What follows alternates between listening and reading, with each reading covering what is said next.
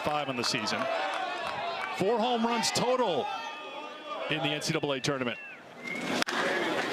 In on the hands, the only man on the right side of the infield was Stokely, who puts it away, and quickly there are 2 down here in the first. Something to watch here, and especially inning by inning, both head coaches will have heightened awareness of what their young starters' stuff looks like, and also the command and control. And Scott Forbes telling me before the game, he said, hey, you know, all the confidence in the world in this young right-hander, and a big reason why the game plan played out the way that it did. Eric, Friday, Saturday, they wanted to save this big gun for a potential Sunday start. Kept Lynch in their back pocket, knowing that there could be a moment here today. Meanwhile, getting loose for Arizona. Just a couple of last moments before freshman Smith Bailey will head to the mound. Now back by Mason White, 0-2 to the number 3 hitter for Arizona. Leading the team with 19 home runs and with 70 runs batted in. 2 for 8 in the Super.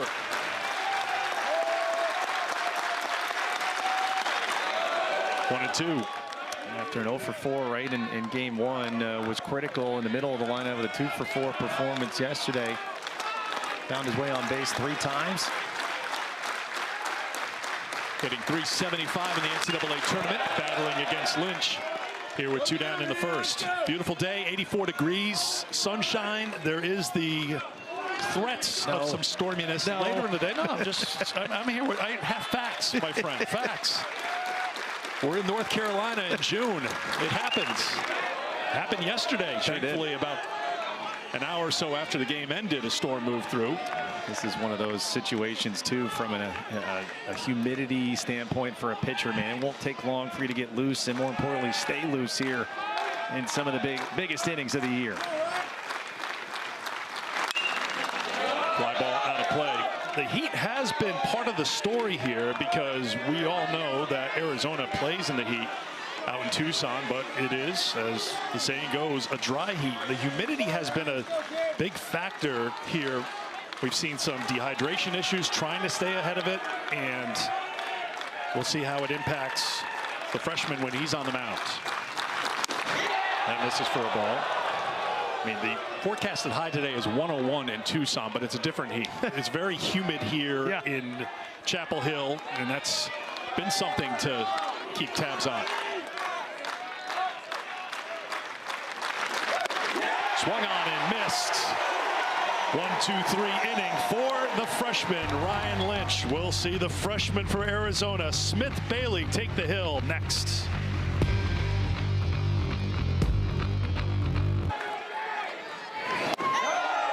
Ball 1 to Kepley, the junior center fielder. 7 hits in the NCAA tournament, hitting .280, now .291 for the season.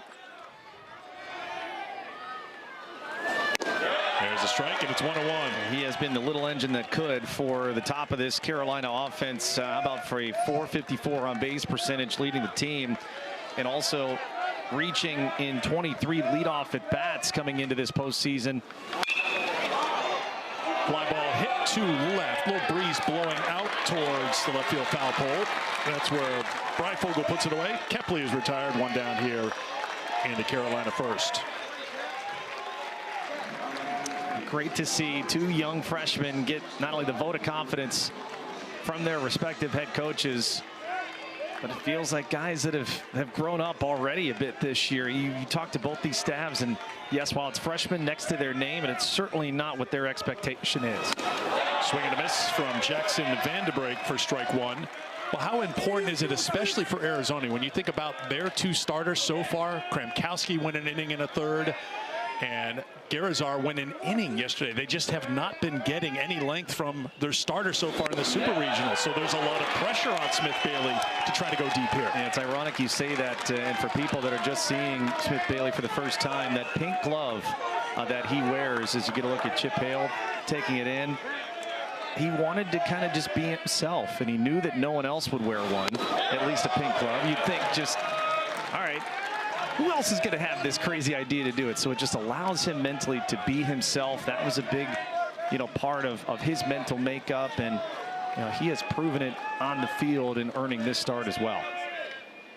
Freshman from Peoria. Throws a ball. Now, you mentioned big seeds, and it's sewn onto his mitt there. Where does that come from, big seeds? Always had a pocket full of seeds, apparently, when he played Little League. He was 7 or 8 years old, and all of a sudden, as we usually do through puberty, we hit a growth spurt. And so he shot up to where he is, 6'4" now, and his teammates just said, well, forget the regular seeds. We're just calling you big seeds So he now. was originally seeds, and now he's up to big seeds. Yep, he has graduated. And boy, big moments early for him in this winner-take-all start. You get a win here today. We'll have to upgrade from big to something else. Vanderbrake strikes out. He has been tough to retire for these Arizona pitchers in this super regional. 7 walks so far, but Bailey gets them 2 down. You love the execution right here, and already kind of an early window into how Guzman wants to sequence this top of the order. Very aggressive, both sides of the plate, and they will need it, especially to this part of the Carolina order. Strikeout number 73 on the season and 78 innings of work for big seeds. And here is Luke Stevenson.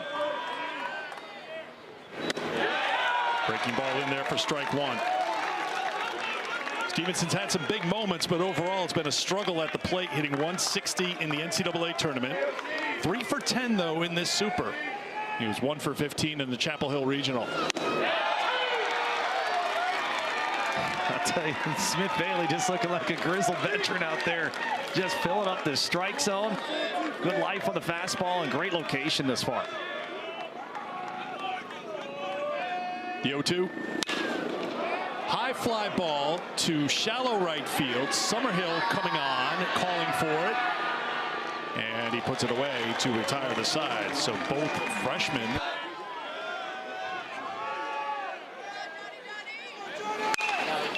To the right side, diving play by Stokely.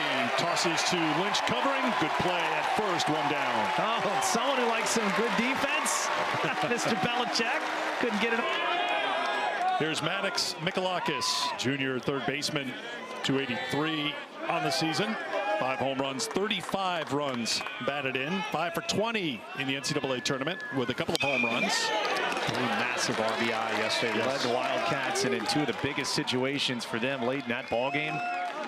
His hits, part of the 2-out RBI onslaught that allowed the Wildcats to not only reclaim the lead, be able to extend it as well. All 3 of his RBI, as you point out, came with 2 outs, and as we mentioned before, 7 of the 10 runs were scored with 2 outs. 6 RBI, and they also scored on a wild pitch. So Chip Hale's team did a great job of flushing what happened here Friday. He used that term over and over again. It's one we used during the game Friday when they were down 18-2 and ended up losing by that score. That's how to play.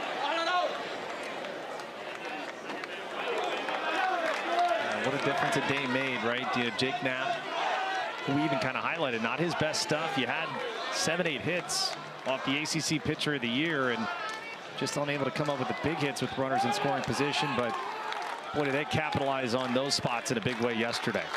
Knapp, the win on Friday, pitched into the 8-7 innings, gave up those 9 hits, couple of earned runs through 101 pitches. 2-2. 3-2 to Mikalakis. That man does have his nails on today. And that's baseball vernacular for he's wearing his cleats, which means he's ready to go if needed. All hands on deck is a phrase you'll hear time and again in these game 3s, and it fits. That's a blooper to right. Tyson Bass is under it, and he's got it for the out. Actually, pregame went down the dugout and talked to Jake, just thanked him because he joined us in game yesterday. Great kid to talk to. You know, he was down there, and very, you know, just a gentleman, just a great kid, and from Greensboro. And as he's walking away, you hear the clip clop, the familiar sound of and somebody in the dugout said he usually wears tennis shoes if he's not intending to pitch or available to pitch. So he had his, as you say, his nails on. I would think too today, just knowing where both these respective pitching staffs are, it's just inning to inning for both these head coaches. They'll read and react, but good early returns for Scott Forbes on Ryan Lynch so far. That's out of play, and it's 1-1 to Garen Caulfield, senior second baseman. 2 for 5 with a run scored yesterday. 262 on the season, 3 for 8 in the Super.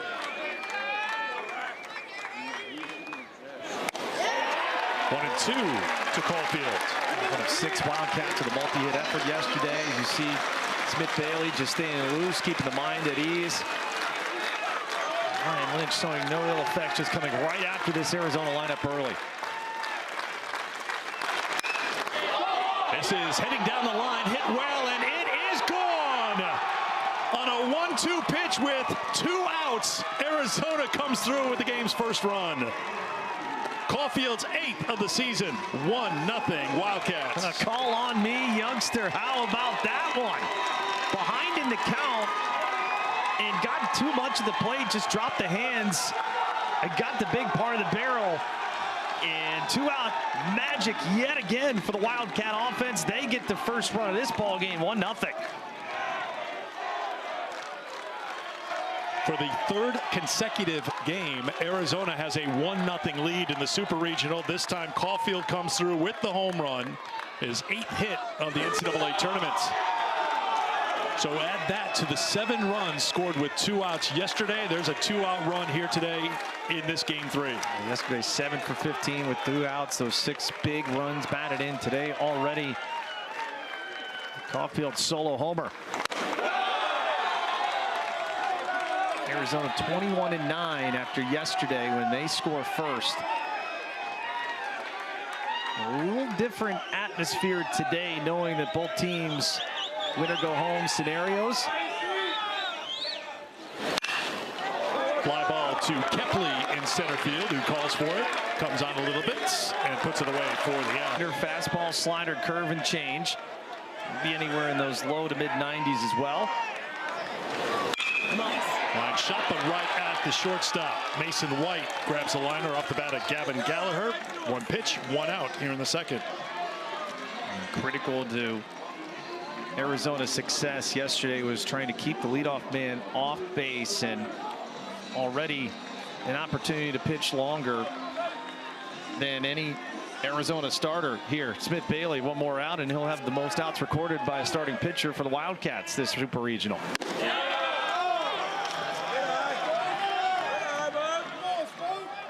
Kramkowski went an inning and a 3rd, so he got 4 outs. Bailey's got 4 outs as he faces Stokely. We've seen more of the slider and the changeup to left-handers. Stokely, a big game 1, a monster 3-run homer for him early in that ball game.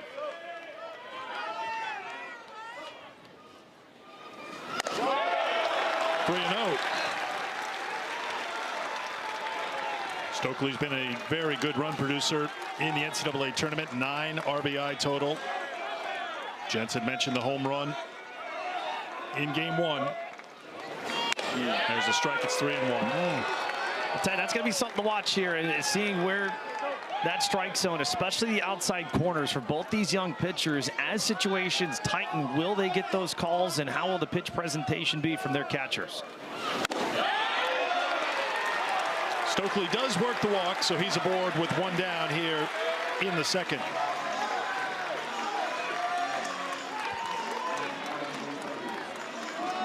I'll bring up Alex Madera, the shortstop. 8 for 24 in the NCAA tournament with 6 runs batted in. There has been excellent contact and production from the bottom half of this North Carolina lineup during the Supers and during the postseason. Ball 1. Already you see a little bit of tightening here on both the inside and outside part of the plate. Something to monitor as we get deeper into this ball game for both pitching staffs. Bailey losing command just a bit here, it would seem, in the 2nd inning. 2-0. Also something emotionally, right? You know, young kids, this is the biggest outing of their collegiate careers, maybe even of their lives. And both head coaches, potentially a masterclass here in not only managing their respective pitching staffs, but also the right time to go out and just kind of slow things down for both of these youngsters.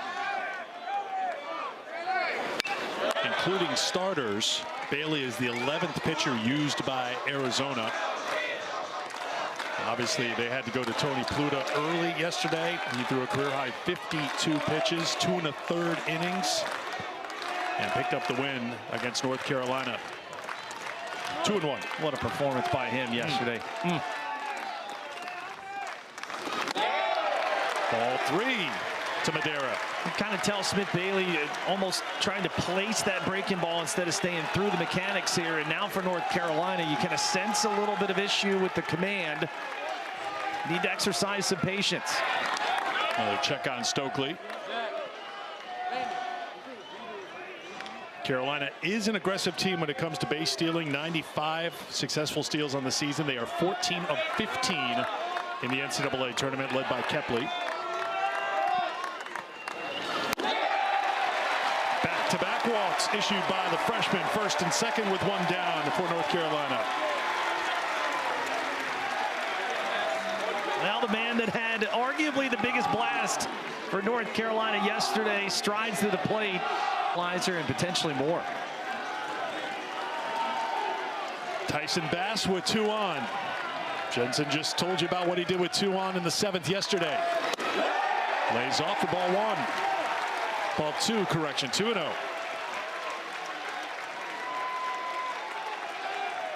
was not a fruitful opportunity. Runners in scoring position yesterday. Can that change early for Carolina? It was in game 1. 3-0. Carolina was 392 with runners in scoring position in game 1. And now the pressure gets ramped up and the crowd will try to fuel it a bit against Smith Bailey.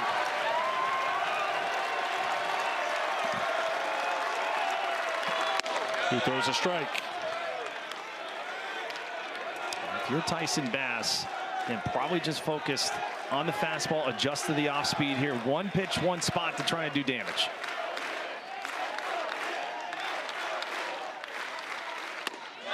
Back-to-back strikes. Smith Bailey digging deep. Love to see it from the youngster here. Come all the way back. Got to be your best pitch, most conviction.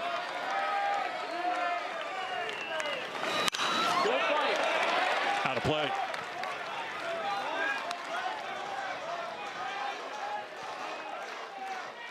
Bailey's last start was against Cal Poly, game 3 of the Eugene Regional. Went 6, gave up 4 hits, no runs on Sunday.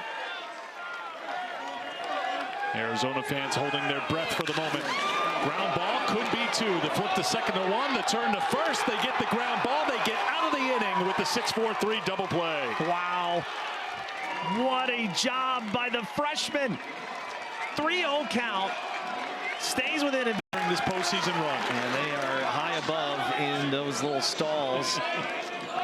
Getting a bird's eye view of the action here at Bosch. So they present those toys pregame as a little incentive, and you can see how everybody just goes crazy, and rightfully so.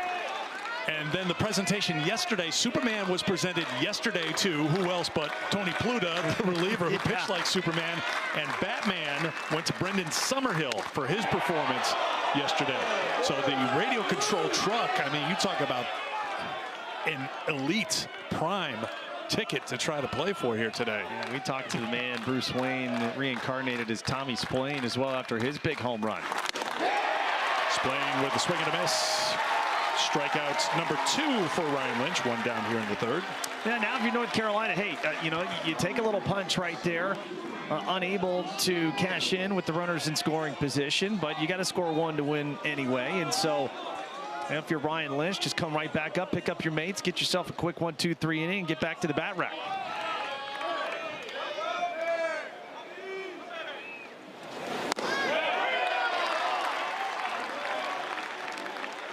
Easton Breifogel at the plate with 1 down. Sophomore left fielder, 247 on the season. 5 home runs, including 1 in the NCAA tournament. Down the count 0-2. We appreciate from Ryan Lynch here, just filling up the strike zone, just continuing to attack. Trying to be economical with the pitch count here, just knowing As you get deeper into this game, these pitches, these outs become so precious. Back-to-back strikeouts here in the third for Lynch. 2 down. Ryan Lynch. 70 strikeouts now for Lynch on the season in 57 innings of work. Has had trouble with the bases on balls at time this season. 24 walks in those 54 innings of work. As a result, his whip is a 1.2. Today, pretty on point with the heater for sure. Got that great movement too at 94, 0-2. Donnie, that's the toughest thing for a hitter too. One of the themes was maintain plane, right? Be able to just allow yourself to let that fastball movement work to your advantage. Little half swing. Stokely is there. He'll take it himself, and it's a 1-2-3 inning for Lynch on 10 pitches. We played 2.5 here. And do the best we can. And Coach Smith Bailey, I know it says freshman next to his name, but my gosh, does this kid pitch well beyond his years? Perfect example that last inning to get the inning double play. They call him Big Seeds. The boy's growing up right in front of your eyes. No doubt, no doubt. That one's hit well to right down the line, and a foul ball. Thank God. I think 90% of the time I'm on this headset, there's a home run by the other team. You know what, though? It's an amazing, the 10% though, like, just play for that 10% chip, okay? Yeah, that's it. Hey, we just flipped it right there. There you go. Another thing from yesterday ties in today. Is everyone available? I mean, I see Tony Pluta throwing 52 pitches yesterday, but something tells me he put his spikes on for you here today. Yeah, Kevin and John, they went with everybody, had them throw, see how they felt, and as we go on, they'll let me know. I'm sure Tony wants to pitch. We have to do what's best for his arm and his career. So if he has something in it, he'll probably be in there in the ninth. Well, we wouldn't be shocked. Yeah. One final thing. I know this toy thing, I want to give you and your staff the credit for steering this team in the right direction. But at some point, these toys that your TJ Adams is presenting, there's got to be something quantifiable about that, right? Yeah, no doubt. I mean, every team, has their own identity. The bananas are still part of it. That was more last year, and now the toys have become a big part. Okay. It's Christmas morning every day down that dugout. That's great. Hey, it worked out for you on this interview. There you go. Thank you, guys. All right, Chip, we appreciate it. Thank you. Close to a home run and ends up in a strikeout for Smith Bailey. You just talk about the ability to adjust pitch to pitch, and it's showing not only that with pitch execution, and just being able to learn from it. You look at the down angle, and again, it's such a tall, lanky kid, and the release point, just releasing it so much closer to home. It kind of picks up that late life as it gets to the plate. Strike one to Carter French. Longest start for a starter. 1 1/3. Owen Kremkowski went 1 1/3, and Raul Garzar went 1. Like I said, you get through the first 9 in the order, it's going to feel like you've thrown a complete game.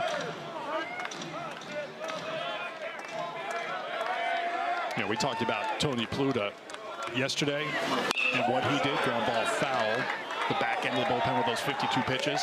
I think Casey Hintz is a guy who can get lost in the shuffle a little bit, but the season was on the line, and that second reliever used in the third pitcher of the day was outstanding for Arizona. And ironically, we had Chip Hale there, and we wondered, did he wait a hitter too long?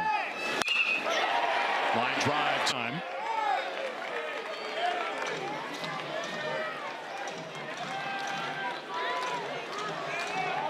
Kepley from Salisbury, North Carolina, played at Liberty the last 2 years, has been in the leadoff spot every game for the Tar Heels, takes a strike. We'll talk about his speed and how difficult it is to double up when he's at the plate. He extended an inning or two with his wheels yesterday.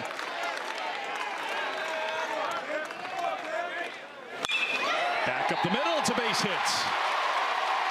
Holding at second is French. Kepley has his 5th hit of the Super Regional. North Carolina 2 on with 1 down a run in the third. Well, sensational job of just trying to stay up the middle. Carolina. Vanderbrink struck out his first time.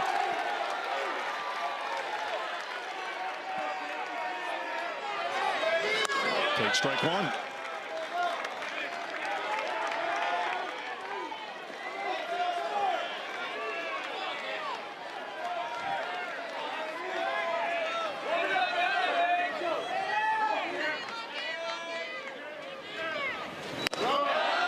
1-1. Been remarkable, his eye at the plate. And we highlight the 7 walks throughout the first 2 games.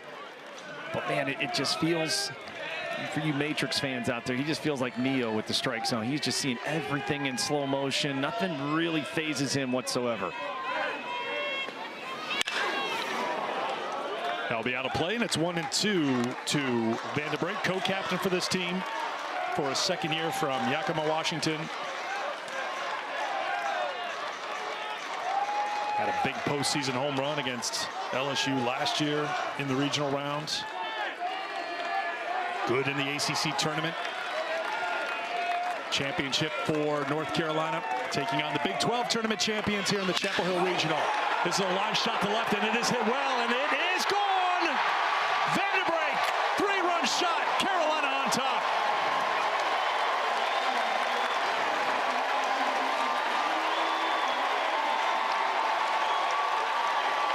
Well, it was a bass bomb yesterday for a 3-pointer, and it's a breakneck ball that clears the left field fence with a vapor trail behind it. Another 3-run lead-changing homer for the Tar Heel offense. 3-1 North Carolina now in the bottom of the 3rd. Number 8 on the season for Vanderbrink. 14th home run of the NCAA tournament for North Carolina and 7th in this Super. 346-foot line shot. And it's 3-1. Stevenson fouls it off for strike 1. On the screws. My goodness, loud noise is incoming into left field. But he knew it too. Running hard until he was sure, because that thing was hit so hard you wondered if it was just going to kind of dip down before it got to the fence, but nope. It carried. Stevenson into the shift. Caulfield out in right field. On displaying. 2 down. Yet again, the veteran nature of this Carolina attack has come through with flying colors. It was a senior Bass yesterday with a big blast. It's Vanderbrink today. And that man got to be happy. Scott Forbes about the resiliency of his offense. Early opportunity, they couldn't cash in the 2nd inning. They make good on it here in the 3rd. Talked about the 7 home runs. 5 of the home runs have come with 2 on. That's a high fly ball, shallow left field. Shortstop moves out. Mason White calls for it, and he's got it. And that, what would you say? And they all said we freaking want to play in it. So that's what I.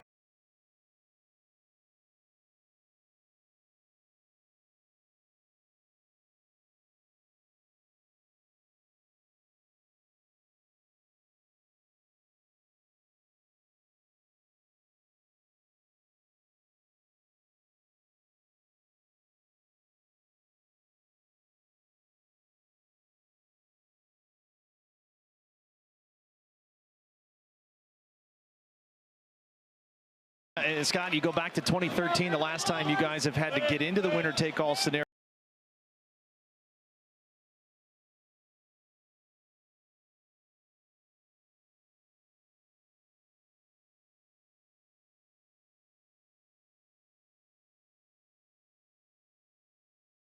In the Super Regional here at the Bosch. And boy, what a trump card you had left there with Ryan Lynch. I know I asked you pregame just kind of where you felt as a staff. What have you liked from your starter thus far, and then who else is ready to go for you? Yeah, we've got the whole stable ready. Obviously, a lot of guys threw early and told me how they felt. Everybody's available, honestly, but 2 really good freshmen out there right now, and that's just so good to see in college baseball. yeah, I saw Jake Knapp walking around in cleats. There's your game 1 starter. I guess you have a team this ball, Stoke. Yeah, he got it. He gets everything over there. Yeah, Jay's got cleats on today, man. I owe it to that dude to do what he wants to do, but we'll monitor it and go pitch to pitch. But how about this crowd? So thankful for that, too, here at our stadium. They've been into it. Weather's cooperating, and we appreciate the hospitality during these 3 games from you, your staff, and everybody here at Carolina. Yeah, so thankful and blessed just to be a part of it. Thank you, guys. Thank you. Scott Forbes trying to get his team back to Omaha for a 2nd consecutive year. Walton retired, and here is Mason White. Well, big shutdown inning now. Ryan Lynch, here you go. Multi-run lead. First priority, get that leadoff man retired. White slams his back down in frustration, although he may reach base because there's a little delay, but getting there in time is Carter French in left. 2 down. Yeah, he did not see that right off the bat. The guy who has seen Bill Belichick is signing the ball baseballs instead of footballs. Yes. Does he write down all the Super Bowl championship years? I think that's a play call. Right there. No, he would not. He would not be writing down a play call. Oh, he'd full give sight of. Yeah, he'd get, it would be a deke. He'd be like, all right, here you go. I'm a new.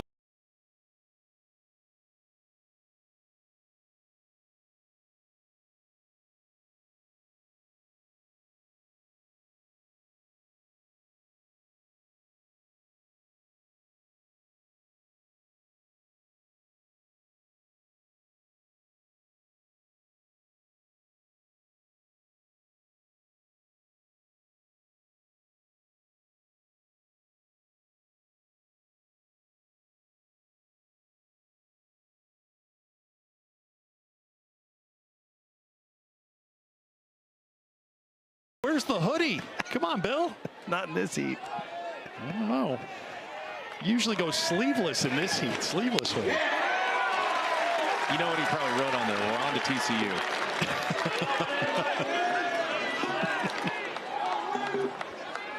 He was here yesterday, as Jensen mentioned. Got a front row seat to watch the baseball team at his new employer in North Carolina playing here in the Super Regional.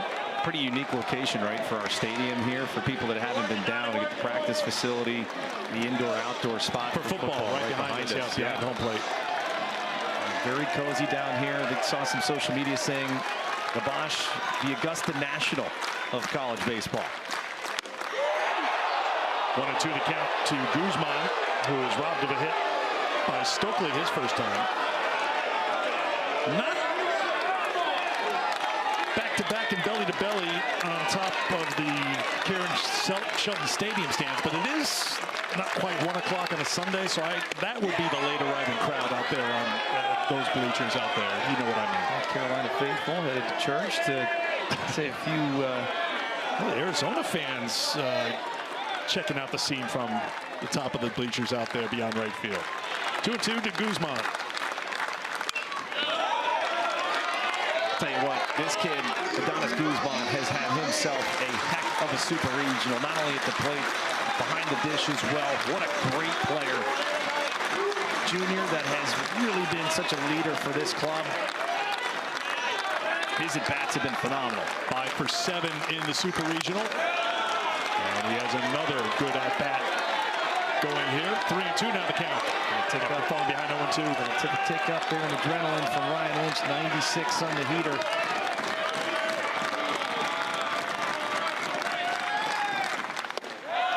This is the mark. 2-out walk to Guzman. Keep in mind, this is when Arizona has done its best work with nothing really happening in 2 outs. Chip Hale talked a little bit about that yesterday after the game. It's like sometimes with pitchers and teams, and he said not just college baseball, but Major League Baseball, you get 2 outs, things are flowing, and then all of a sudden it just takes a little thing, and then you start to press a little bit. So let's see how Lynch handles it after giving up a walk for right now, a little thing, but it extends the inning. Inning should end here. Bass will give way to the center fielder, Kepley. And that's it for Mikalakis in Arizona here in the top. That believes that he is immune to anything around him. It is Mr. Doyle, to say the least. Tennessee season on the line. He'll be scheduled to be on the mound. That's 3 o'clock Eastern time on ESPN. After Arkansas won 4-3 yesterday in an electric atmosphere down at Fayetteville. 0-2 to Stokely. Ground ball foul. Louisville, Miami, much like the situation we have here today. Florida State, Oregon State as well. Game 3s. Louisville, Miami playing up the road, and Durham playing in Louisville rather. Duke and Murray State playing up the road at Duke after Duke won game 1. Oregon State, Florida State tonight, 9 o'clock Eastern, ESPN2. Seminoles got the win yesterday, 3-1. Stokely down on strikes. 1 away. And Smith Bailey again really has done a great job of being able to change eye level with the fastball And this one just upstairs. Stokely comes out of his approach, chases high. Still remarkable poise. You give up the 3-run home run, you always want to see how your young pups react. And you know, for a kid that they call big seeds, already a foundation for him to build off of. Fouled off by Madera, who walked his first time. I was thinking of a comp for him, just because of how long his levers are, just the arm side and his throwing arm. It gives me some Charlie Nagy vibes. Popped up, foul ground, will reach the stands. Well, since giving up that home run to Vanderbrake, 9 pitches, all for strikes from Smith Bailey. A couple have been out of the zone, but fouled off by North Carolina, as you just mentioned. Stokely chasing. Another strike thrown. This is foul. This is for a ball, 1-2. And you still like the setup. I really appreciate the sequencing right now that Guzman and Smith Bailey have been going after these Carolina hitters with. 2-2. Madera, another senior in this lineup, 4 of them in the starting lineup. That just continues to show you the veteran nature and the ability to stay within what he's trying to do. Line shot, base hit. Madera with his 4th hit of the Super Regional, 9th hit of the NCAA tournament. He's aboard with 1 down here in the 4th. Just a simple swing, kept everything short, stayed on it a long time, and executes. Just a blistering single right up the middle. That is beautiful mechanics. And even with the shift, plenty of exit velo to get that one into center field.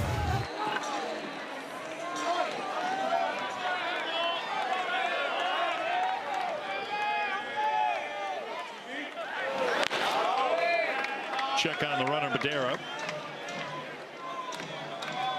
Gonna be pitch number 60 here for Smith Bailey, and to this point, Eric, I think if you're Chip Hale, you have to be just elated with how he's handled the moment. He's gotten back up off the mat after the 3-run home run. He's gotten back into the strike zone, and most importantly, he's provided you length thus far, which you have not had in the previous 2 games.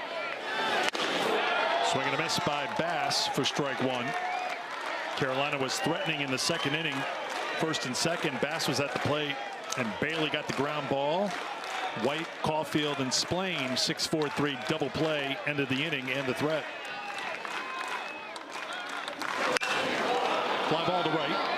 Summerhill now drifting to his left. 2 down here in the 4th inning.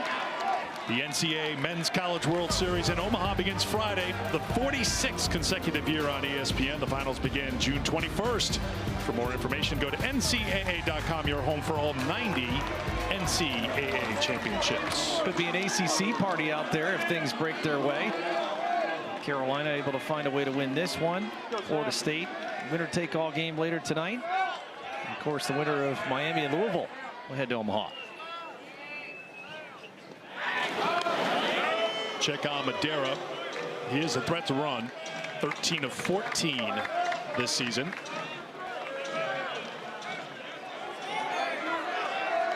$14 steals in the NCAA tournament for North Carolina. Just 1 for Arizona in 2 attempts. Giving an idea of contrasting styles for these teams. Yeah, interesting too, because Smith Bailey actually a pretty good time to home plate here, and knowing that you have Guzman with the bazooka behind home plate. If you're Carolina, you're going to be very, very particular when you want to go, especially with 2 outs.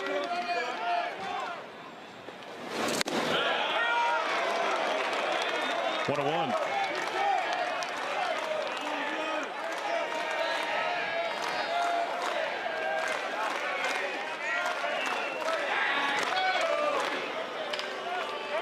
Bailey is concerned with Madera at first.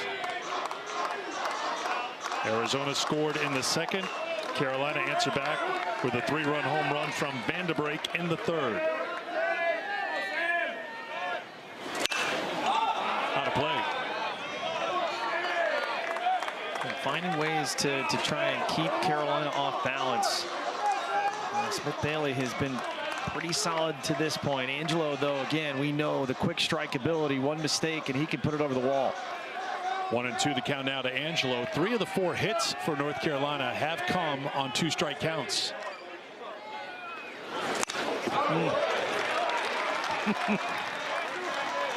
Leaving a little dangerously right there. Save Angelo. You talk about the way that he started coming into this tournament. It was about a 218 average, and then all of a sudden has just caught real fire here, and that has provided such a boost to the bottom of this Carolina lineup.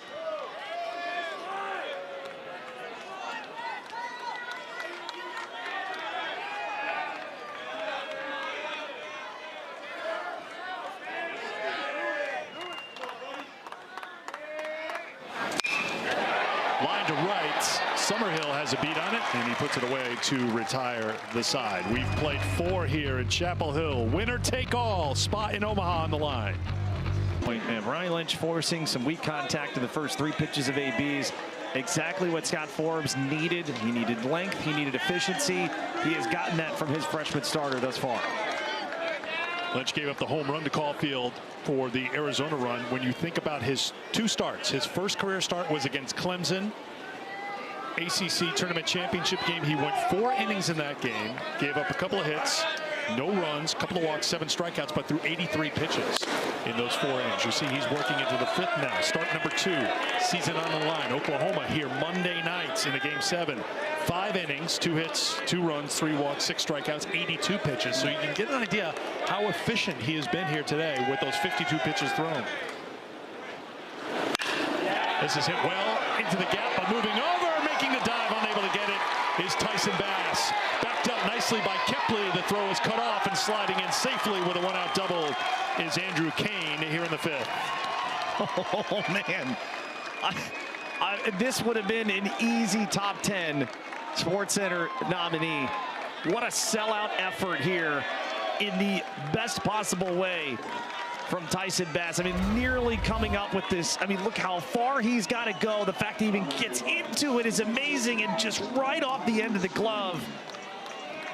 And they still had a chance to get Kane at second of the relay if they may have let that one go through. But life for Arizona now with the tying run at the plate.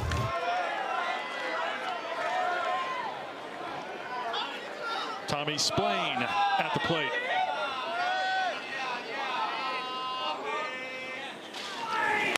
Swing and a miss. We talked to Chip Hale this week about the lineup construction for this Arizona team. He just loves Splain down there because he's been such a clutch performer. And think about how good he's been in that 8th spot in the NCAA tournament. 526 entering play here today.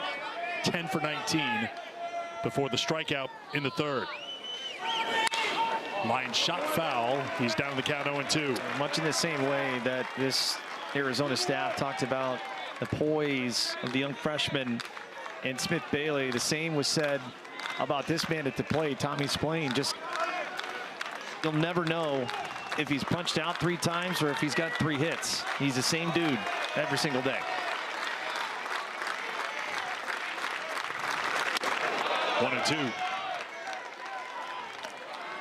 What a bomb that he hit yesterday, right? You want to talk about a huge answer, a way to pick up your ball club and infuse massive momentum.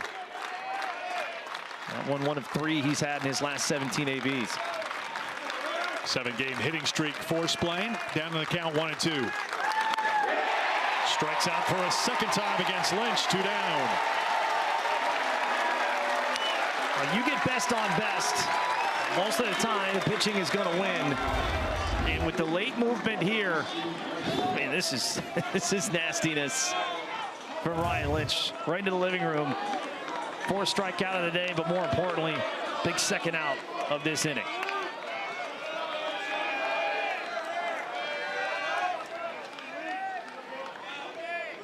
Easton Breifogel with 2 down, and Kane at 2nd. Takes strike 1. Breifogel struck out in the 3rd inning.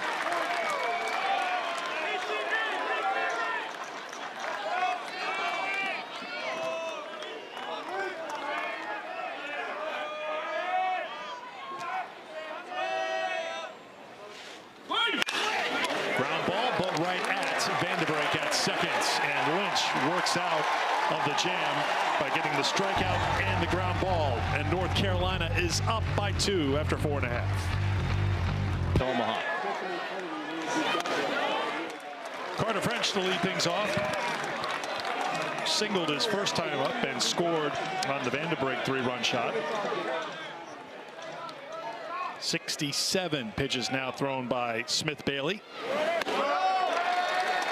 We've talked about both freshman starters. Bailey is a guy who can go deep into a game, and if he keeps it right here, you would expect to see him out there in the 90-pitch range. Went for 91 pitches last time out, 88 the time before, 98 and 96 the 2 appearances prior to that. That is off the bag, but it was off the double bag, the green bag, so it is a foul ball. Slimmest of margins.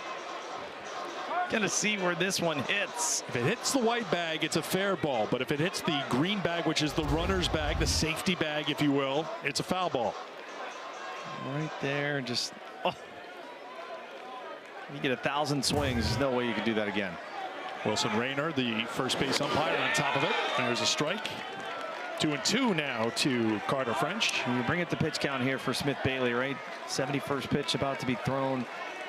Bears repeating about the workload that Casey Hintz had yesterday. 51 pitches in 3 1/3. You would think for pitchers like Hintz, even Pluto, we talked about Chip Hale about it earlier, you can't count on a lot from them, but maybe a situational moment for them. I mean, think about it. When you were pitching at Vanderbilt, if you pitched on a Friday, right, what would you be doing on a Sunday 2 days later? Yeah, technically as a starter it would be your side day if you have that day. If you like to throw 2 sides during a week, and traditionally if you're the Friday starter, then Sunday would be your day on the mound. So that would be a conversation point for our Game 1 starters. Gronkowski for Arizona, Knapp for North Carolina, even though Knapp threw 101 pitches, but we mentioned he's wearing his cleats today, so he's ready to go. There is Jake, Game 1 winner, and it's a leadoff walk for Carter French. He's aboard to start things here in the 5th inning. Game 2 of the NBA Finals tonight, 8 Eastern time on ABC, ESPN Deportes, ESPN Radio. The Pacers somehow wiggled out a Game 1 win because they've got Tyrese Halliburton. Pacers led for all of 0.3 of a second in Game 1 because of Tyrese Halliburton. You'll see Game 2 coming up tonight. Coverage tips with NBA Countdown, 7:30 Eastern time. People saying, what the hally happened there? If you were a Thunder fan, they'll need to get the equalizer tonight before going back to Bankers Life Fieldhouse for Game 3. A lot of people have seen that before. Most recently, the Knicks in Game 1. My Cavaliers, oh gosh. Oh. Couple of daggers in that series. Kepley singled and scored in the 3rd. He's 1 for 2 today. 1-1. Kind of back to put an idea out there for people. You mentioned Gronkowski. Only 36 pitches for him on Friday, so theoretically, if you need someone to give you some length, and that's why I brought up Hintz with the 51 pitches, is if he's limited maybe to an inning, maybe a cleanup of an inning, and then another one, you just cannot expect maybe more than one from both Hintz and Pluto today. 1-2 to Kepley. So logically, Eric, you would think if anyone is stretched out enough like that, and remember that Garrett Hicks also threw 40 pitches yesterday in 2 1/3. So 2 leverage relievers, including, just put it in 3, Pluto your closer.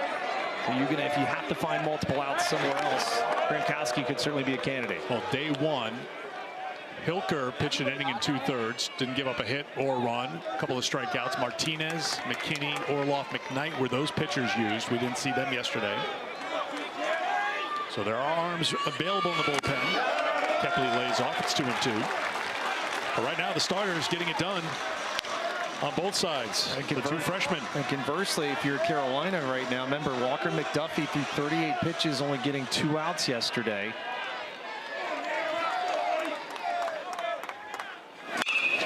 Kepley with a fly ball to left center, and it's Walton who moves over to cut in front of Breifogel. One away. If he had his turn signal on there. I would not want to get in the way of Aaron Walton tracking a fly ball. About as good as we've got in the business. 2 just highlight reel catches in game 1. 1 taking away extra bases, 1 taking away a multi-run home run. What a sensation he's been to watch in this Super Regional. 1 out for Jackson Vanderbrake.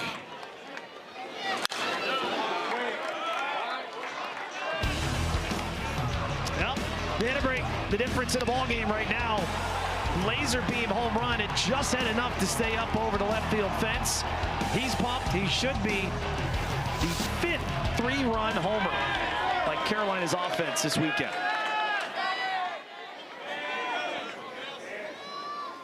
Go!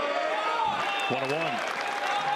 Vanderbrake struck out looking in the first, hit that home run, his 8th of the season in the 3rd, to put North Carolina in front. Winner on to Omaha.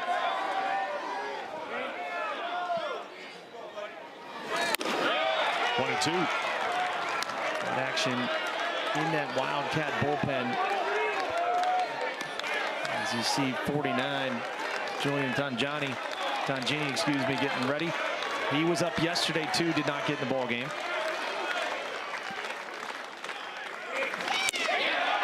Vanderbrake tried to hold up, could not. Strikeout number 4 for Bailey. 2 down. And that is a massive 1-2 for Smith Bailey. Just showing some incredible resolve right now. Look at that slider off the top. No way for Vanderbrake to put the E-brake on and hold up that swing. And again, the freshman just growing up right before your eyes, showing he can handle the moment and make some serious pressure pitches right now.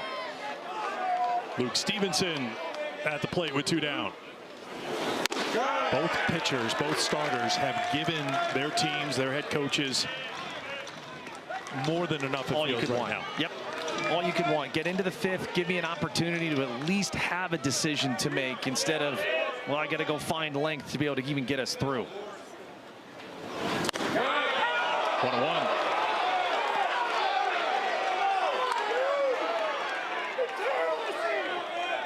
Ryan Lynch, and you're right there. 5 scintillating innings thus far, just the 1 earned run. And Smith Bailey, just the 1 swing from Vanderbrake. Stevenson with a fly ball to the center fielder. Walton is under it. He's got it to retire the side. 2 freshmen have pitched well through. This was a little dicey, and you saw the cue ball spin as Lynch decides to field this one barehanded, and then goes to a little tap of the glove, but Stokely letting out a primal yell there with a great scoop for the 2nd out. North Carolina defensively, 49 errors on the season, 1 in this Super Regional, 5 total throughout the NCAA tournament. Shift on for Mason White, who takes strike 1.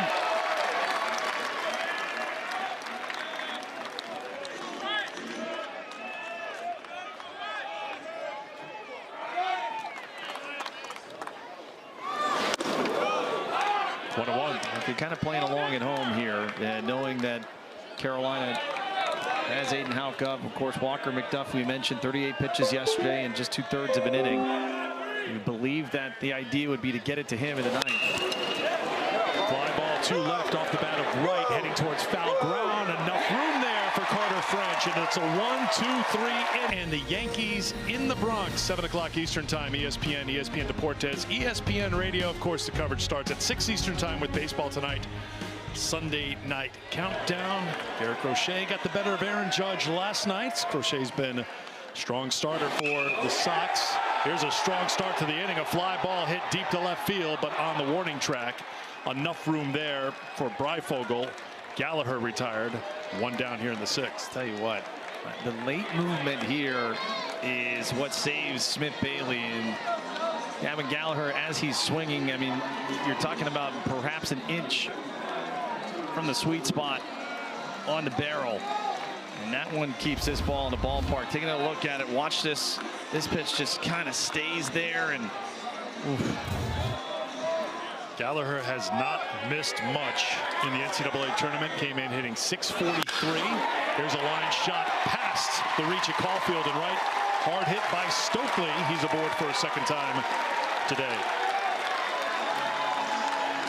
I would think there'd be a little activity now in that Arizona bullpen, as Gallagher didn't miss a home run by much, and Stokely with a hard hit ball against Smith Bailey, who's thrown 87 pitches. Yeah, you kind of wonder here too from a matchup standpoint, just knowing that in the bottom of this lineup, Madera 1 for 1, Basso for 2, Angelo for 2. So Smith Bailey has handled them thus far, but just from a pitch count standpoint, you're right. Upwards of almost 90 pitches right now.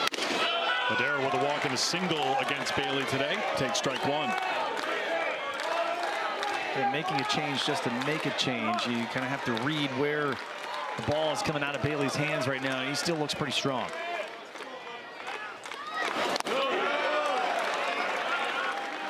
Mentioned it before, his last start was against Cal Poly in the Eugene Regional Final through 91 pitches. The final score of that game was 14-0. Right. So not all innings and pitches, as you well know, are considered equal. High pressure with the season on the line here today. Ground ball to first. Splain, and it's off the glove. Stokely taking advantage, heading to third. Oh my. A rare mistake by Arizona, and Mason White knows it. Just their third error of the NCAA tournament could be costly. My goodness. He had the double play in his sights, and he just forgot to catch the ball. Oh boy. In his defense, a bit of a high throw and still trying to hold on to the base. Yep. Obviously, catching the ball is the priority, but you can see the reaction. He knows he should have had it. E6, fielder's choice for Madera. Well, that's going to bring the Tar Heel faithful to life right there. They can sense it now, too. A massive insurance run over there at third, also sensing it. Pitching coach Kevin Vance, a good visit right here, too, right? Just kind of give your freshman opportunity to collect himself. Give White a moment, too. Yep. Give the bullpen a moment to get loose, but you can see White, how upset he is, even now, just looking at his, covering up his face a couple of times, trying to get him locked in. Matthew Martinez getting loose in the Wildcat bullpen. Well, now if you're Mason White, you want nothing more than this ball to be hit at you right here. Give me another chance to try and get my mates out of this one. One of the most important guys on this team, one of the leaders of this group, so crucial to their success in getting here. 11th error of the season for Whites. In the NCAA tournament, Arizona 989 fielding percentage, up from their 978 for the season. They've been good. Another ground ball gets them out of the jam. Perhaps first and third, double play still in play as Tyson Bass takes ball one. Bass grounded into a double play his first time, flied to right in the fourth. I kind of know where you are in the order. A good pick over here because Madera, if you're Scott Forbes, you want to press the issue, try and take that double play out of contention, could get the runner started. 1-1.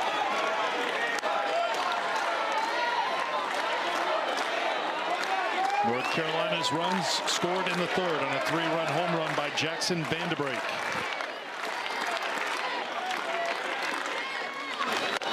Two and one.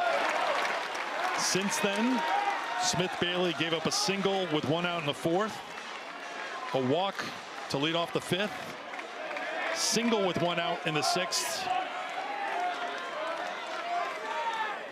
and what could have been a double play, but instead turned out to be an error in first and third with one out here for the Diamond Heels. And you're behind in the count, Smith Bailey, and again, I realize you're trying to get the ground ball, but you have got to find a way to throw a strike down in the zone. He does, gets the ground ball, a chance here for Arizona. 6-4-3, redemption for Mason White and his Arizona teammates as they turn two to retire the side. Unbelievable job. Smith Bailey growing up before your eyes, and Arizona still. Sights, sounds, action here as we head to the seventh inning and swinging at the first pitch. It's a fly ball off the bat of Guzman. Charging in is Kepley to grab it. Ryan Lynch back out there, no surprise, and Arizona doing some favors by swinging at the first pitch. We are 11 pitches away from his career high, Ryan Lynch. Remember, 83 in that start against Clemson, the ACC tournament title game. But, I mean, this is about as efficient as you could have possibly hoped for if you're Scott Forbes and company. Michalakis steps in. He's flied out twice. Takes strike one. And this is the tightrope now you walk if you're Arizona. You're running out of outs here, down to 8 offensive outs. And you're trying to get something going, or at least get the tying run to the plate. You can see Michalakis trying just to slow down here a little bit, using every second he can before he has to be ready to hit against Lynch. Fouls that one off, and he's down to the count 0-2. Arizona, we saw that earlier in the Super Regional. They were swinging at first pitches, jumping on Jake Knapp. They got 9 hits against Knapp. So far, Lynch has had 15 at-bats. That just missed. Where he's thrown 3 pitches or less. He's had some quick ABs here against this Arizona lineup. Don't think for a second, though, that the quick strike ability of this Wildcat offense isn't present. Couple held by Stevenson, but not getting the call. It's 2-2. Remember, the man on deck responsible for the lone run. Aaron Caulfield, the solo homer that got that first run on the board in the second inning.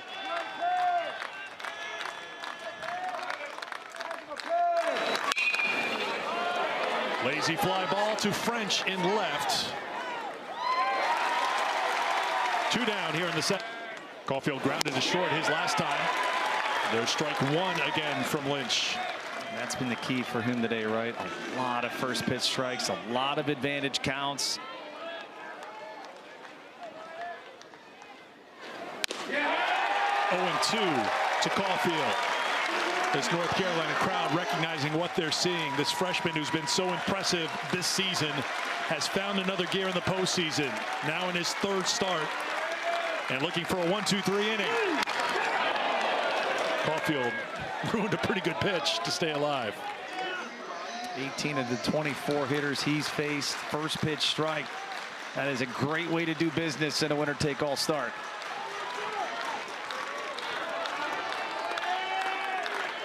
Another 0-2 from Ryan Lynch.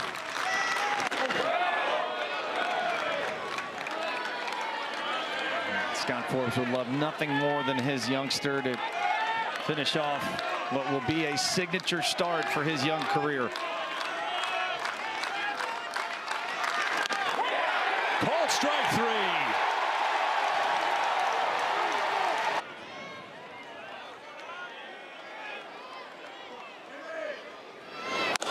Up and in for ball 1 to Sam Angelo. Tongini going to be a 3-pitch mix here, 4-seam, slider, and curve. Be in that mid-90 range, and the heater as well.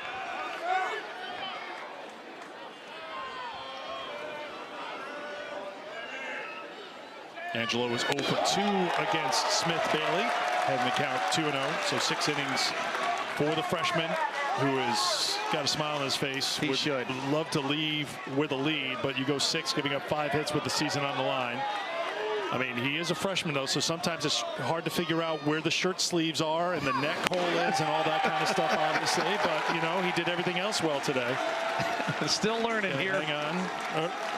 Yeah, there's a fan. There's some wind going. There we go. Degree of difficulty with the fan. Thumbs up. Yeah, I have a feeling North Carolina fans are trying to coach him up on that. No, you've got it on backwards. 3-0 the count. 3-1. I know you touched on a little bit, but for Smith Bailey, what were the things that stood out to you most about his performance here today? I just think the poise, right? You give up the 3-run home run. You know that's a huge swing in the ball game, and for him to come right back into the strike zone unabated, I think it's a huge growth moment. You have 2 the count. You have guys that could then all of a sudden get a bit timid, and that's not what you want. You want to maintain attack, belief in your stuff, repeat the delivery. And Chip Hale and company's got to be so proud of him. Angelo fights it off. We'll do the 3-2 again. And now if you're Carolina, okay, you got to go to work here. We know obviously from what Arizona did, the late inning offense yesterday, 2-run lead, not safe by any margin here in college baseball. But I'll tell you right now, there's no work going on in that Carolina bullpen at the moment. So as our attention turns to the other freshman pitcher as Angelo strikes out first out here in the 7th. All indications are that young man, Ryan Lynch, will come out for the 8th inning. He's earned it. I mean, if I'm Scott Forbes, I'm not changing anything. And again, for people that don't realize, okay, yeah, the pitch count is where it is, but it's how he got there. So many ABs, 3 pitches or less. You know, there has not been a lot of those leverage innings of where he's had to really work to retire the side. Like, it's been pretty free and easy for the young kid, just the 2 hits surrendered. He's retired 8 in a row since that double by Kane with 1 out in the 5th inning. And he has thrown 82 pitches. You mentioned 83 against Clemson, 82 his last start against Oklahoma. So he's right on that number. But again, nothing happening in that Carolina bullpen. Now, I'll assume that they'll probably get going a little bit in the 8th inning. But for now, Lynch is the man. 2-0 the count to Carter French. French singled and scored in the 3rd, walked in the 5th.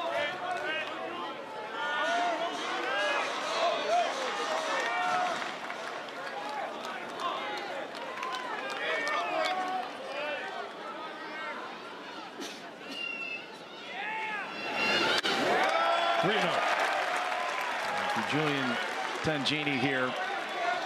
Again, just trying to find ways to collect outs, keep your mates alive, try and get some momentum back into that dugout. But the inning double play now all of a sudden looms incredibly large for Arizona's comeback chances here.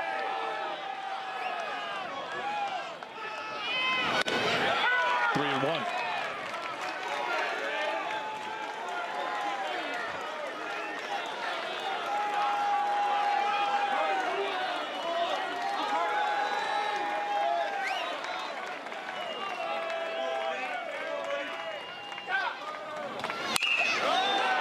Full count to Carter French.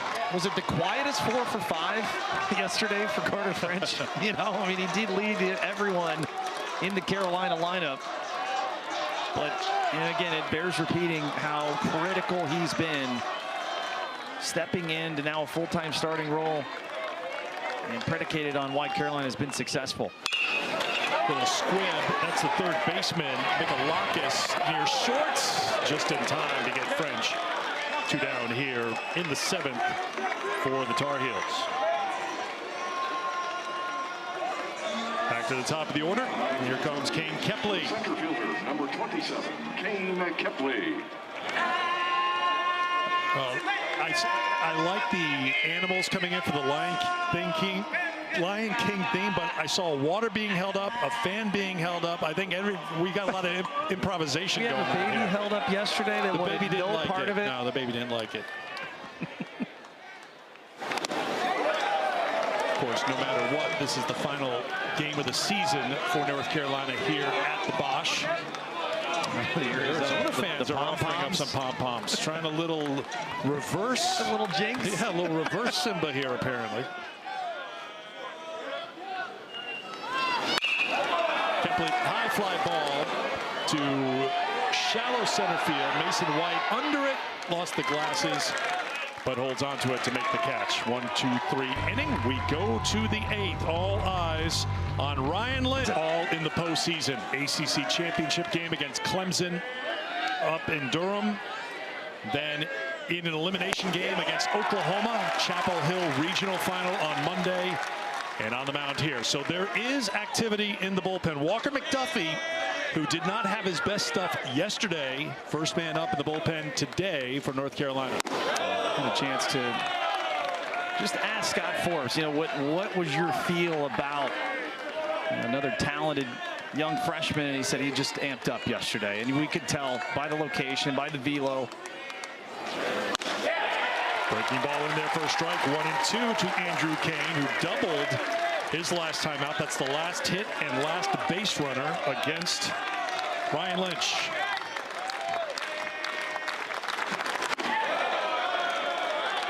I think you probably take it hitter to hitter here now. Again, knowing any base runner that reaches, you got the tying run coming to the plate where you are in the order 7, 8, 9.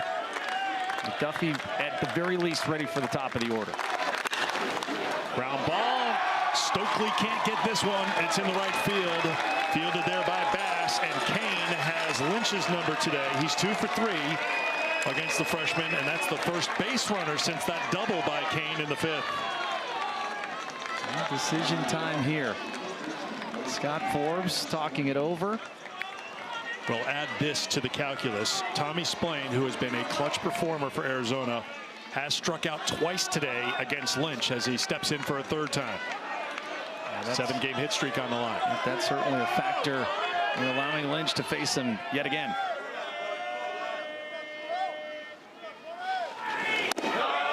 Ball 1. Now borderline right there on the corner. It goes Tommy Splain's way. Doing whatever they can in that Arizona dugout. Down by just 2. Down to their final 6 outs. Tying run at the plate. Splain homered yesterday. Fouls this one off. It's 1-1. And you almost look at the swing profile too, right? You know, with the way that Lynch has thrown today, as you fatigue a little bit, you get a bit more sink with that arm angle. A little bit lower 3/4, and you get maybe the bowling ball effect there. So Scott Forbes maybe gambling a little bit that if anything does happen here, he could potentially get a ball on the ground. With every pitch he throws, he adds to his career high for pitches thrown in a game. This will be number 90. 1-2. You got everything available to you now. If you wanted to go the slider, you could, and just kind of try and walk Tommy Splain off the plate. If you are Splain now, you have got to try and cut off the inside part here. Kind of get up on there, see the ball real deep, and try and shoot it the other way. Pump of the fist from Luke Stevenson behind the plate. Sets up to receive the 1-2. To second. Booted. Not in time at first. Costly error for Vanderbrake. And North Carolina could have, should have been 2. Instead, 2 on with nobody out here in the 8th. Whoa. That's exactly what you wanted.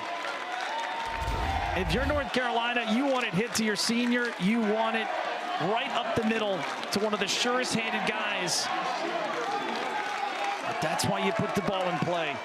Good things can happen, and a break for Arizona. Stevenson going to take the slow walk out to the mound here to talk with Ryan Lynch. In the Carolina dugout, they'll check with the bullpen to make sure McDuffie is ready. And this is no picnic either. Coming in this situation, you could potentially go freshman to freshman here for the biggest outs of your season. It has been a winning formula for this Carolina team in the postseason. Go-ahead run at the plate for Arizona and Easton Breifogel. Now, if you're Arizona, how do you play it here, Jensen, with your number 9 hitter at the plate, 2 on and nobody out? Well, if you do want to try and bunt him over, that is an option, because then you've got top of the order with Summerhill and Walton ready to go. It won't be against Lynch. Scott Forbes coming out to make the pitching change. He's going to take his time and let this crowd build up a little noise, come to their feet to salute the freshman who gave North Carolina everything he had. Well, he rewarded Scott Forbes' faith in him, and listen to the ovation from this Chapel Hill crowd.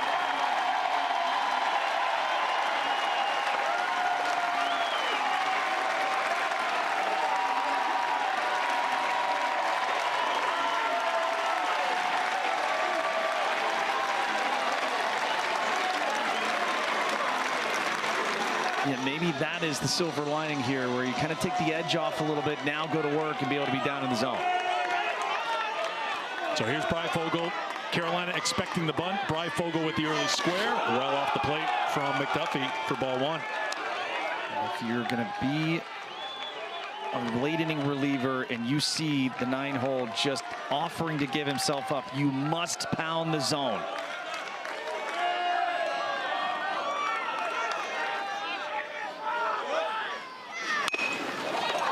Bunted. It's going to be a fair ball. This could be a base hit. It's off of the runner.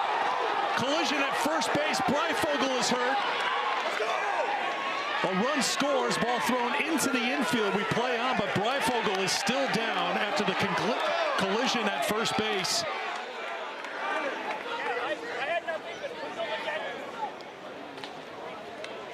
James Reddy, the athletic trainer, out quickly to check on Easton Breyfogle. Oh boy.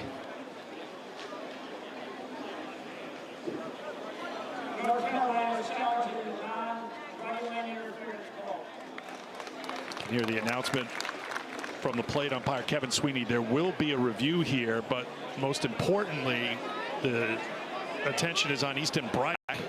It's a good sign that he is moving a little bit. He was so bang there at first. I'm sure the collision knocked the wind right out of him, because you could see him just go right to the turf. Here's the angle for you. This is a great play at third. Okay, very athletic play from Gallagher. The throw carries Stokely into that running lane, and you can tell almost like a football hit. Just right there, and it knocks Breyfogle off the spot.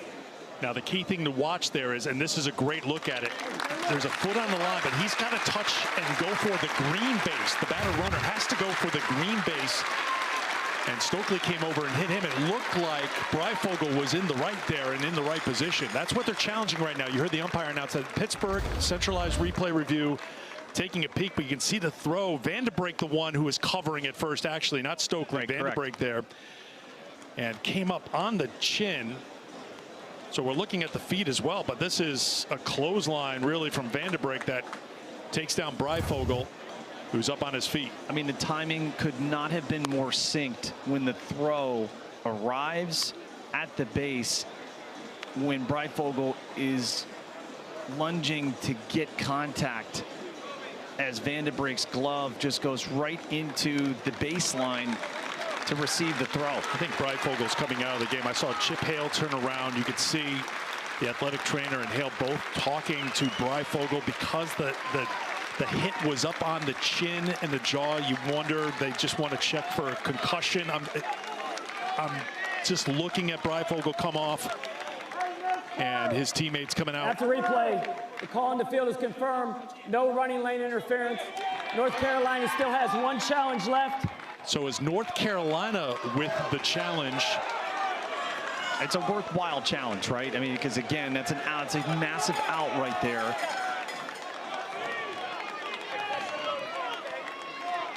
So Breyfogle is out of the game. TJ Adams, the sophomore, will come in. A run is in.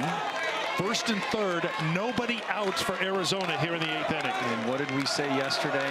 When you get young kids in this kind of a spot, how reliable can they be? Breyfogle was giving himself up. It was a perfectly placed bunt. Gallagher, an athletic play to try and get to first. Chaos ensues. And now Arizona yet again, the tying run 90 feet away. So it's scored as a single for Breyfogle and an RBI. Runners at first and third and nobody out. Carolina's lead 1. Top of the order, Summerhill. Ball 1. Well, and this place has gotten quiet quickly.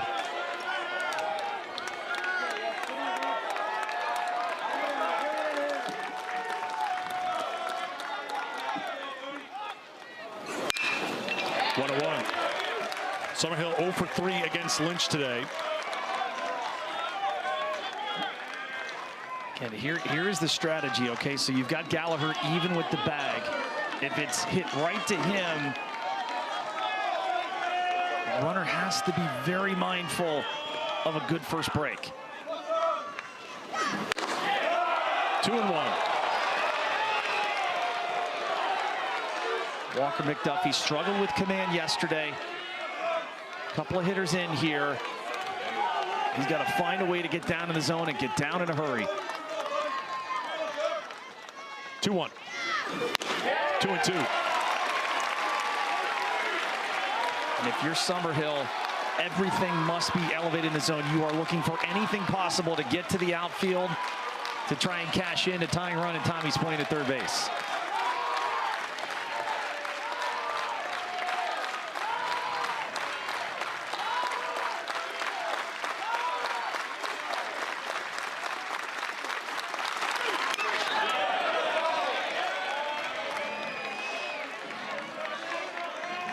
job. Summerhill, the junior, it's an 0 for 3 day, but he's been battling. One big knock or one big swing to at least tie this one, if not get TJ Adams into scoring position.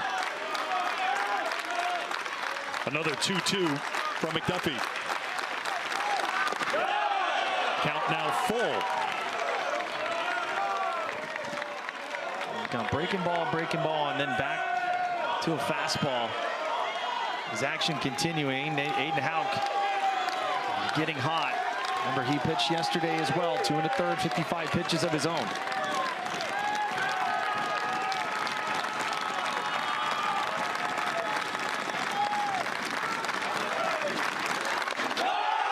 Summerhill checked his swing on the appeal. They say he did. So the bases are loaded. Nobody out here in the 8th for the Wildcats.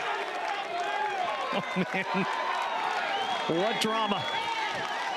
Freshman Ryan Lynch, the start of his career, handing it to another freshman in Walker McDuffie, and now going up against the veterans at the top of the Arizona lineup. If you think about it, if North Carolina, they had a double play ball, they turned 2. Lynch is probably still on the mound trying to close out this inning. Instead, look at the situation. 1 run in, bases loaded, nobody out.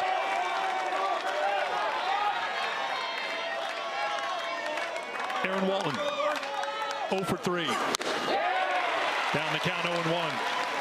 That's a critical first strike for Walker McDuffie's confidence. And now if you're Aaron Walton, again, it does not have to be a big swing here. You're a veteran. You've got a good approach. You've had a great one this weekend. Try and lift this thing somewhere to the outfield. 1-1. We talked about McDuffie and his struggles yesterday, but last week in relieving Lynch on Monday, got the job done in the final 4 innings, punching the ticket to the Super Regionals. Grounded foul. It's now 1-2. I'll tell you, Walton probably did McDuffie a favor. That might have been ball 2 right there, but I can appreciate the aggressiveness. Yeah, he knows he's got the tying run 90 feet away. And North Carolina is willing to give up that run to turn 2 right here. They've got the infield, the shift on, but at depth to try to turn 2. 1-2 to Walton. 2-2. Now, and if the situation usually holds, whatever you throw 2-2, you're going to want to throw 3-2. So this has got to be the pitch that Walker McDuffie has the most confidence in.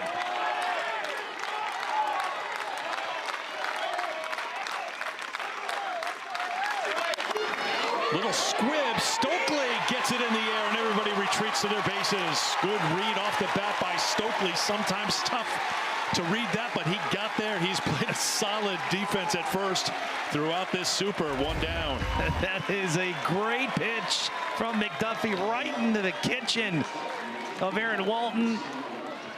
And Stokely nabs that one out of the air for a massive first out.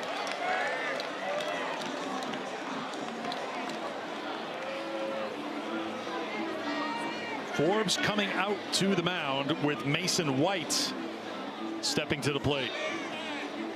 White, a left-handed hitter. Yeah, Aiden Hauk's the arm there.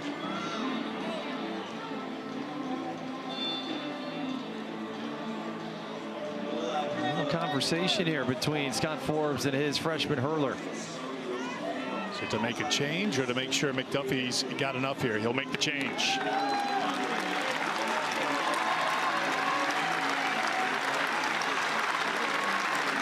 Next man up, Aiden Hauk for North Carolina with the bases loaded in the 8th.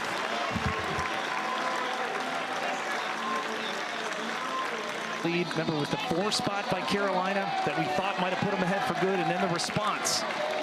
4 runs by Arizona, giving Tony Pluta the chance to send us to this winner-take-all this afternoon. Hauk was the first man out of the pen yesterday, went 2 1/3, gave up 6 hits, 2 runs. They were earned a walk, struck out 6, facing 14 batters. First batter he faces here, top hitter for this Arizona team, Mason White. Swings at the first pitch, Stevenson with the block. Strike 1. Again here with the left-handed hitters, Aiden Howe going to bring you a lot of four seam, some change up. You'll see a little slider and curve.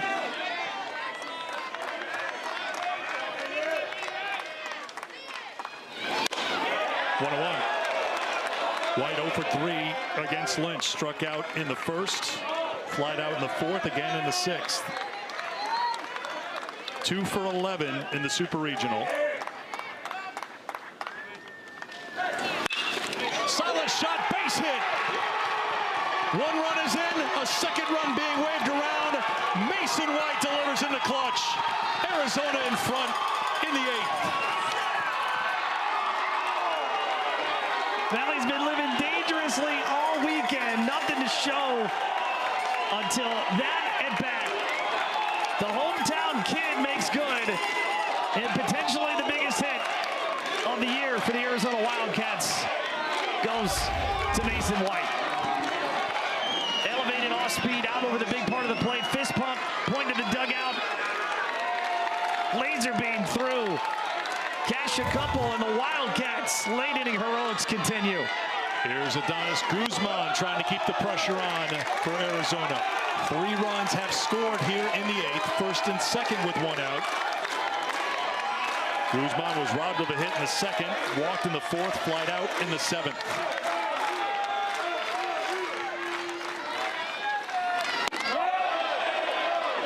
Could not check his swing. It's 1-1. Now the wheels start turning if you're Chip Hale. Do you potentially go back to Casey Hintz, Tony Pluta at this point, knowing you'll at least have a 1-run lead heading to the bottom of the 8th?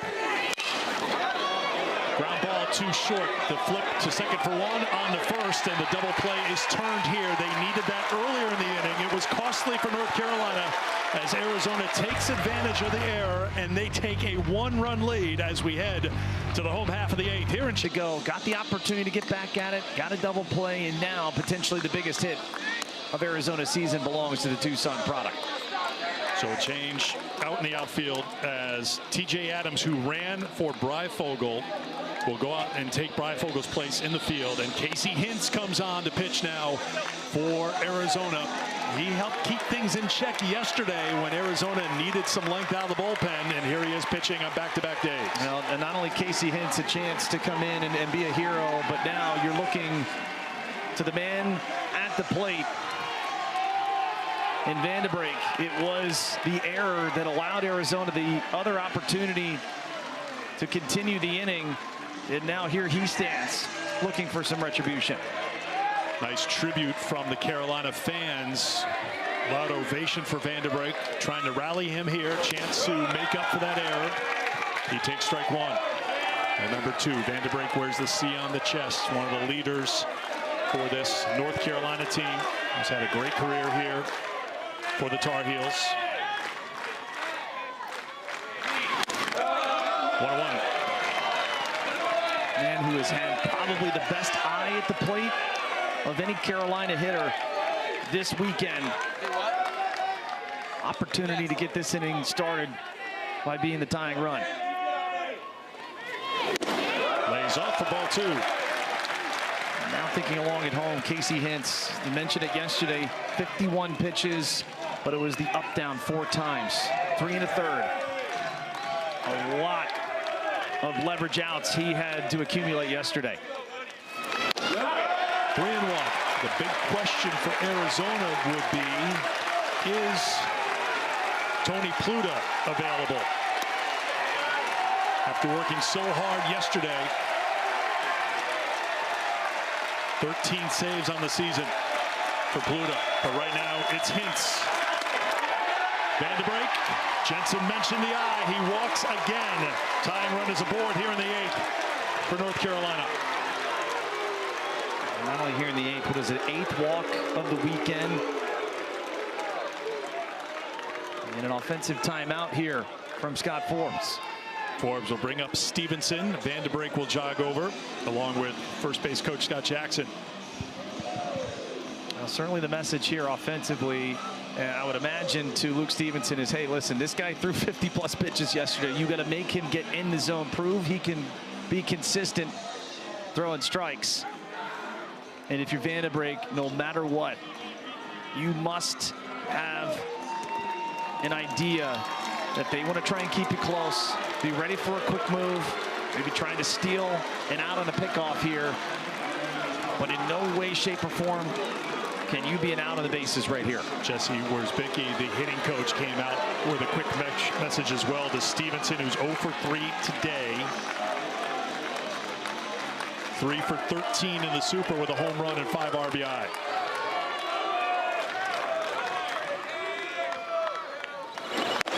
Take strike one. Casey Hintz again with that unique delivery, chance to generate something on the ground here. Mikalakis even with the bag in at third as well. Pops him up. Shallow left. Remember, new left fielder. Adams a little late to come on, but he finally gets there to get the out. As I said, you know, Mikalakis was in a little bit, and White was a bit more shaded towards the middle, so potential no man's land right there, and Adams had to get on his horse to come all the way in to get out number one. That's tricky. You get thrown out there your first inning in the field. High sun right now, looking into it, trying to find it, and he made the play. Welcome to it there. Welcome to the season on the line. This Super Regional Game 3. Gallagher 0 for 3 today.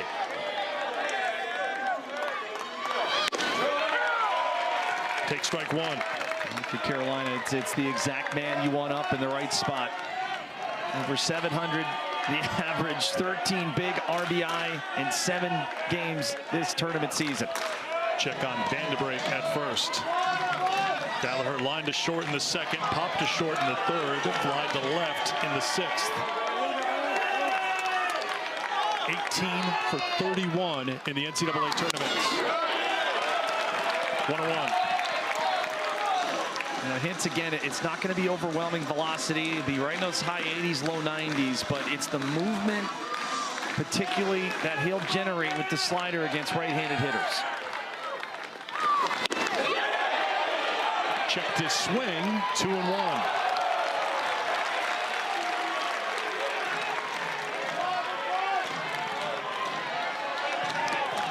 Big hole on the right side. Gallagher can see it a long time.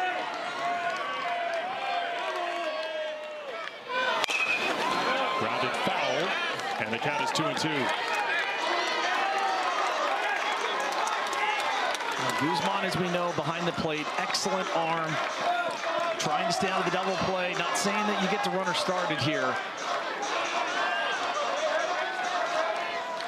Trying to keep this inning alive and moving forward if you're North Carolina.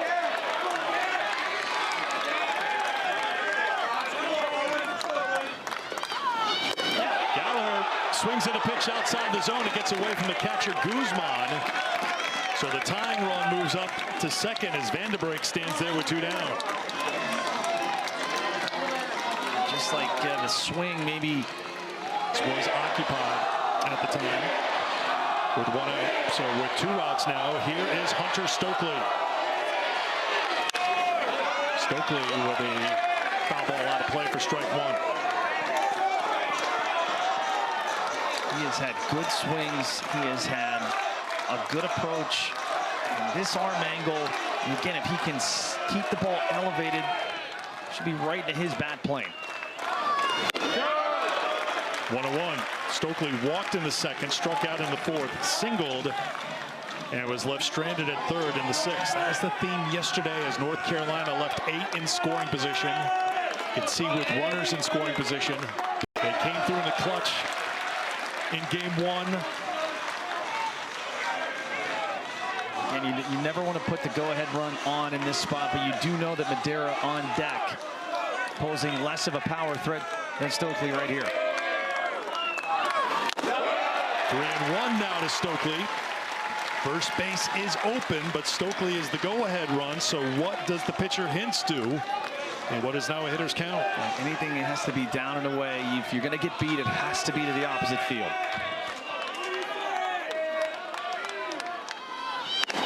Stokely looks at ball 4, 2 on with 2 out here in the 8th for the Tar Heels. Almost like an intentional walk right there. Not want to give Stokely any way to do damage to the pull side.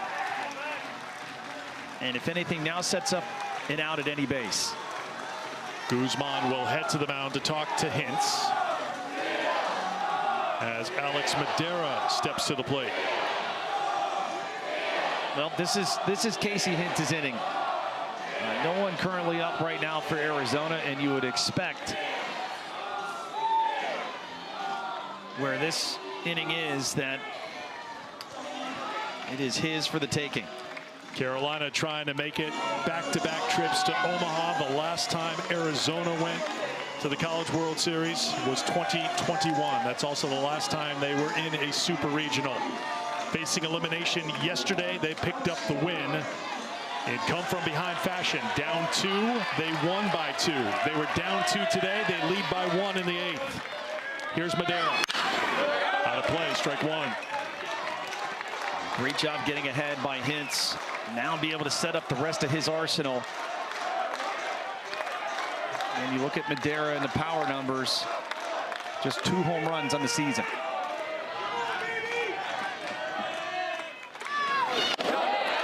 One and one. Madera walked in the second, singled in the 4th, grounded into a fielder's choice in the 6th.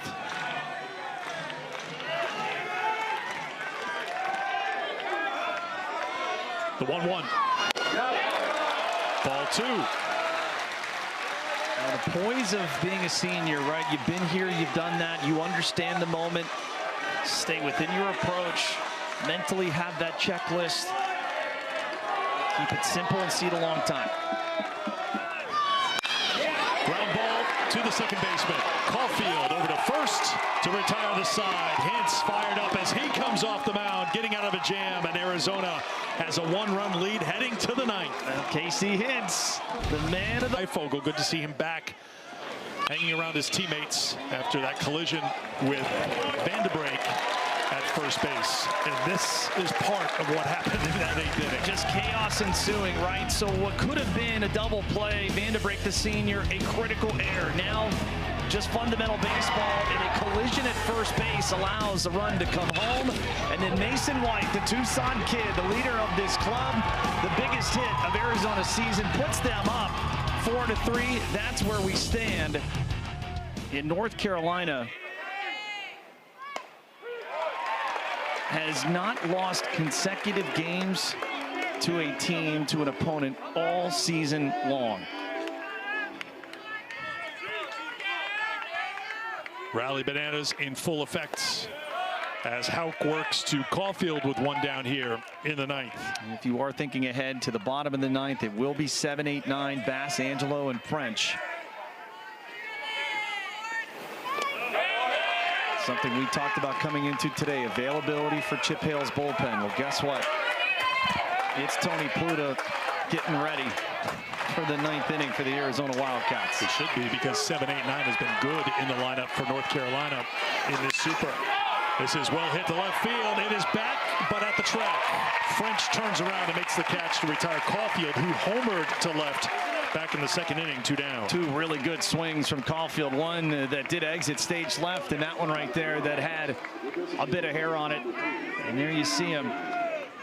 The stopper for Arizona. Heroic effort in every sense of the word yesterday. Career high in pitches, career high in innings. And there were some tense moments throughout that. Ball 1 to Andrew Kane, 2 for 3 today for Arizona.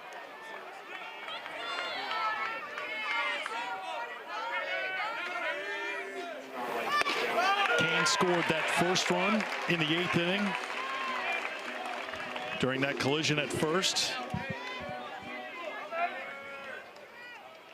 White brought in 2 with 1 down. High fly ball. Madera, the shortstop, waits for it. Comes down, and that will do it to retire the side. The last chance for North Carolina, heading to the bottom of the 9th, down 1. And no runs. 7, 8, 9. Tyson Bass leading off against Pluta here in the 9th. Takes ball 1. For the weekend, North Carolina 7, 8, 9, 11 of 34. But today they are 1 for 8 as they get settled in against Pluto.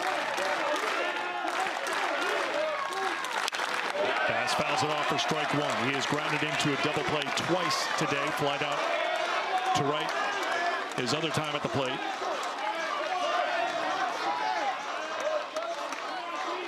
The onlookers outside, anxious as this ninth inning unfolds.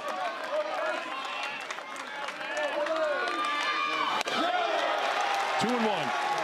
And part of the scouting here, as you see them across the way at the Lacrosse Stadium stands, is what would the gas tank look like for Pluto?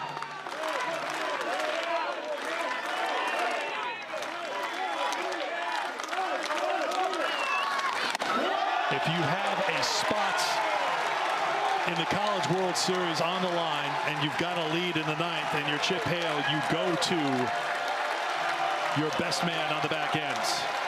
But you have to have that thought, as you just mentioned, 52 pitches. What does he have? How much does he have? 3-1 to Bass. 3-2. Bass disagrees. In any way, anyhow, if you're Tyson Bass, find a way on as the tying run. And if you're Tony Pluto, continue to go with your bread and butter.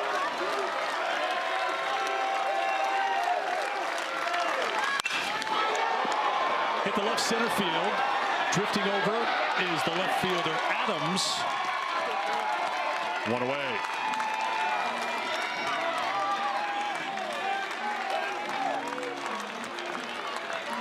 Here's Sam Angelo, who has shown plenty of power lately for North Carolina. 4 home runs in the NCAA tournament. Had a total of 2 before the tournament began this year.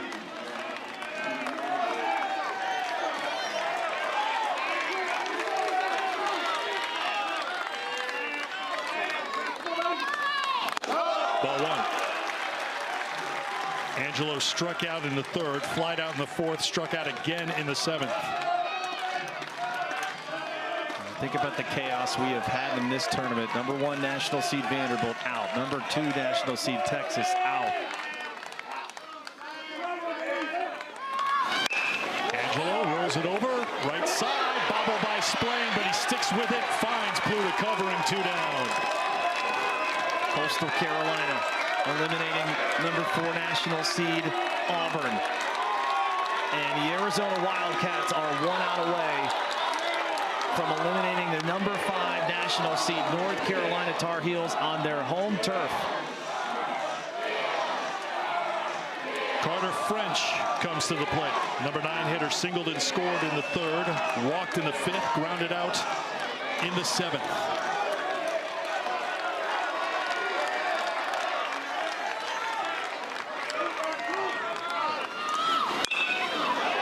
Foul ball off his foot.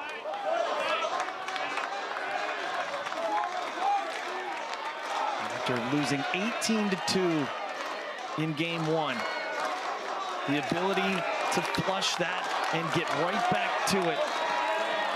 The Arizona resolve has them an out away from Omaha.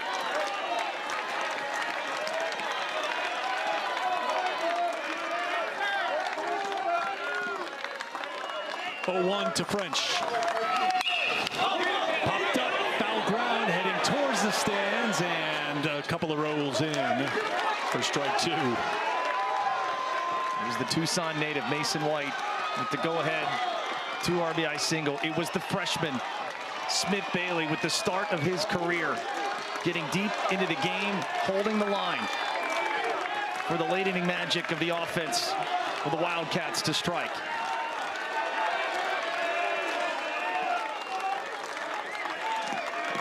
The 0-2 pitch to French.